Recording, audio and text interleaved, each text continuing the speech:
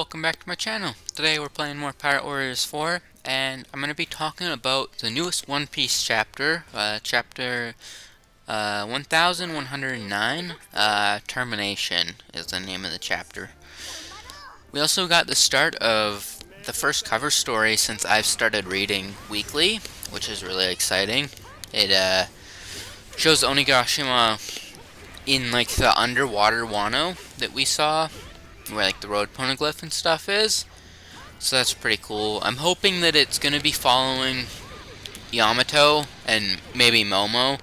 That's who I would want for like the cover story to follow. And because most people are assuming that Momo like picked up Onigashima and threw it into the water, so they didn't have it like right next to the capital. I imagine most people probably didn't want to be reminded of that.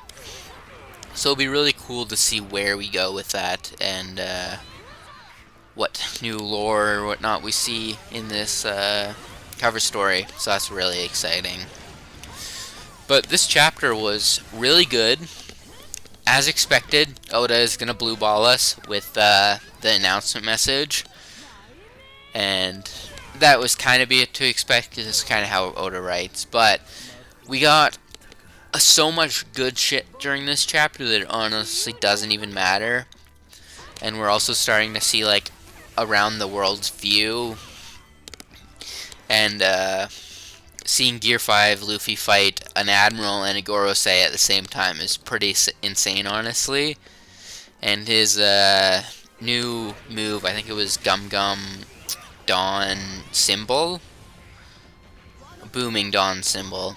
He flattened him like into a piece of paper basically, and then he rolled them up like pieces and sent them flying like frisbee. It made me laugh while I was reading it.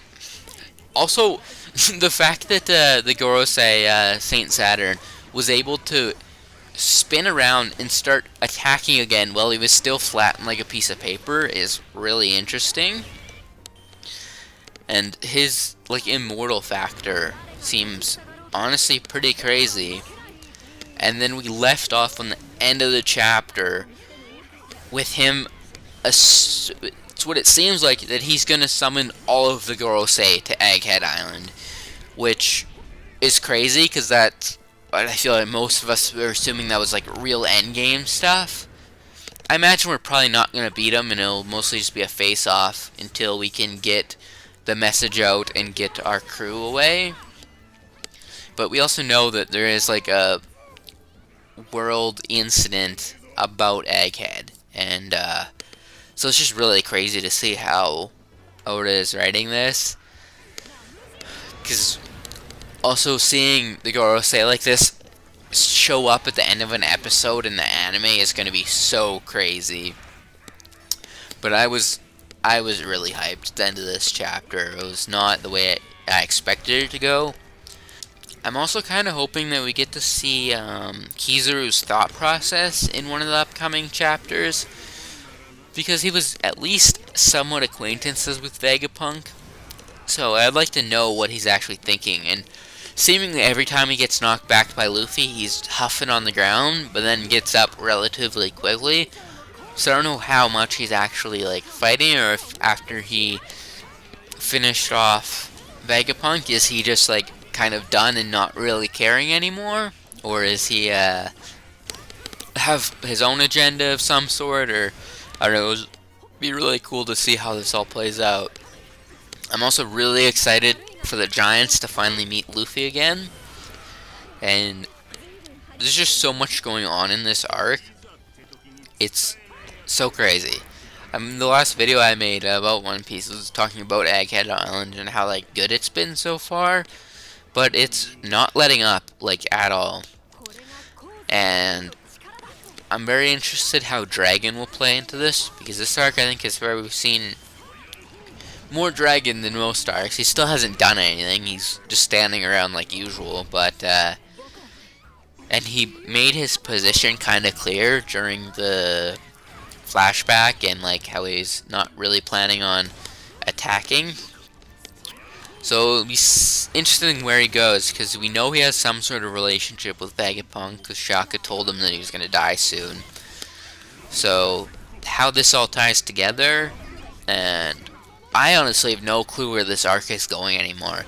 Like, I thought I somewhat knew it was going on, but the fact that all the Gorosei are coming down, I don't know what's gonna happen. I don't know if we're gonna have more deaths, or if we're gonna get a crazy victory out of this, or because I guess we still have Emu as well, so the Gorosei technically aren't like final boss,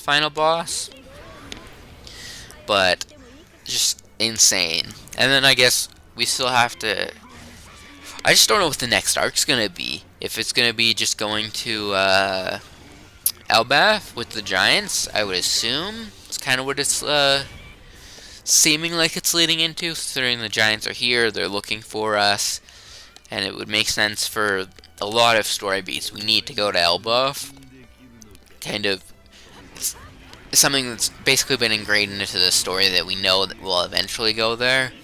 So I'm assuming that's like the next island we go to, because we can't have that many arcs left if we're in the final saga.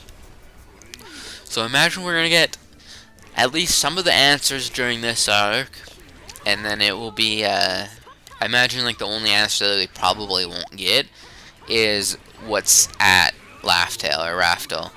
Like, I imagine that's one of the things that will be left until like the very last arc. But I imagine pretty soon we'll also learn about the rocks and like kind of the information we don't have about that group, because we kind of been gotten some during Egghead during the Kuma flashback, but it kind of skipped around and we didn't see everything that actually happened. So I think the cover story could also lead into the fates of Big Mom and Kaido, because we literally threw him into a volcano and never heard from him, or really 100% confirmed their deaths. And you know, it's One Piece. Unless you see a dead body, you can't really for sure call someone dead. It's just the way it goes without the rights. But I'm also so excited to see everyone's reaction around the world.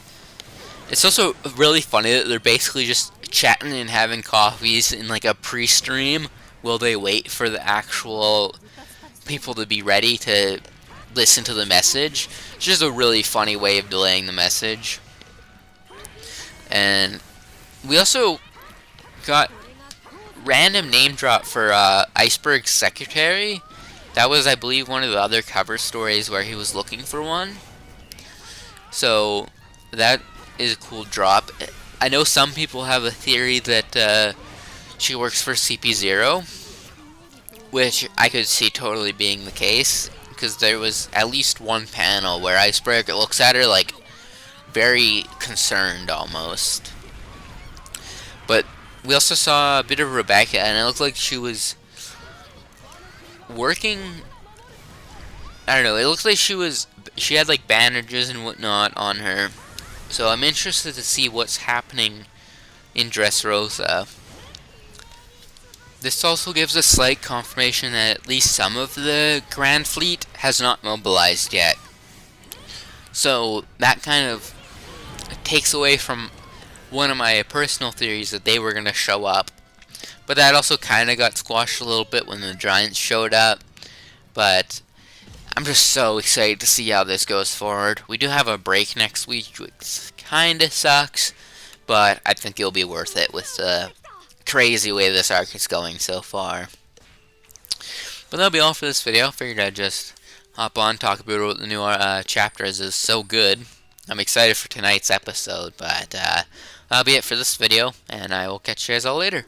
Peace!